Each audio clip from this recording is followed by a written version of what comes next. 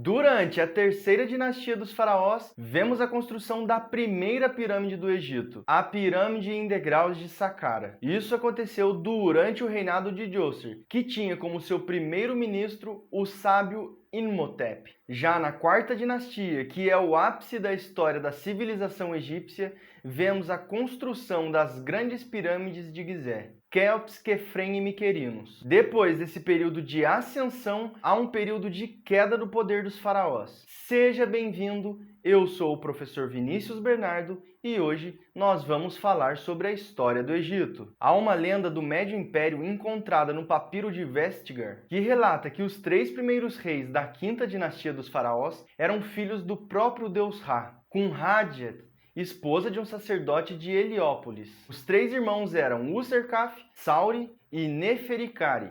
O culto ao deus Ra teve grande importância nesse período, talvez porque a origem dos faraós fosse Heliópolis, que era a cidade onde o deus Ra era adorado. Embora a data seja desconhecida, há indícios que os reis dessa dinastia foram os primeiros a decorar as fachadas dos palácios e os complexos funerários com obeliscos, que eram colocados como emblemas ou símbolos do deus Sol. Os egípcios o chamavam de Teken, que significa raio de sol. O nome obelisco foi dado pelos gregos e significa agulha ou pino. Além dessas construções, os faraós da quinta dinastia se concentraram na defesa de suas fronteiras e na expansão comercial com os países vizinhos. Mas é na sexta dinastia, durante o reinado de Pepe I, que o Egito revela toda a sua força. As táticas militares puramente defensivas eram abandonadas para que se pudesse penetrar com o grosso do exército no coração das cidades inimigas.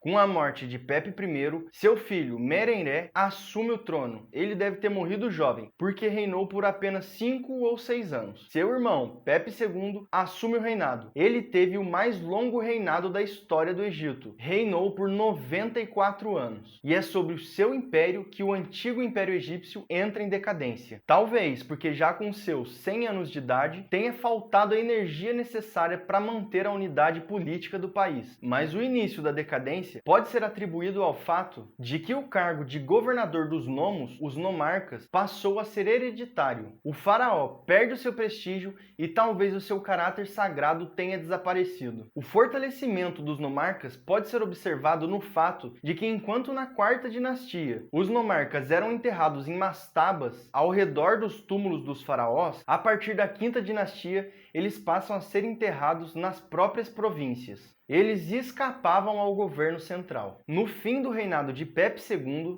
há uma revolução social que logo fragmentou o poder central. Durante mais de um século, o Egito ficou assim, à mercê de convulsões sociais e anarquismo provincial. E tudo isso era agravado por invasões estrangeiras. Isso pode ter sido resultado de inundações insuficientes do Nilo, que trouxe fome e desorganização econômica. E é assim, com a fragmentação do poder que antes era centralizado na figura do faraó, que tem início o primeiro período intermediário da história do Egito, que durou de aproximadamente 2260 até 2040 a.C. Das dinastias relatadas por Manetho, a sétima parece nem ter existido. Essa seria a dinastia dos 70 reis que teriam governado por 70 dias. A oitava dinastia foi muito efêmera. A nona, a décima e a primeira parte da 11ª ainda compreende ao período intermediário. Aos poucos, o poder foi se reestruturando em 2 reinos, como era no período pré-dinástico. Mas agora, a capital desses 2 reinos era Heracleópolis e Tebas. Os reis de Heracleópolis foram vencidos pelos dinastas tebanos, que de novo impõem ao Egito um poder centralizado, por volta de 2040 a.C. E é aqui que tem início o período do Médio Império. Assim chega o fim o nosso vídeo sobre o fim do Antigo Império Egípcio. Já temos vídeo no canal sobre as primeiras dinastias do Império. Eu vou deixar o link na descrição do vídeo. Nos próximos, vamos falar sobre o Império Médio. Já se inscreva no canal para não perder nada. Muito obrigado a todos.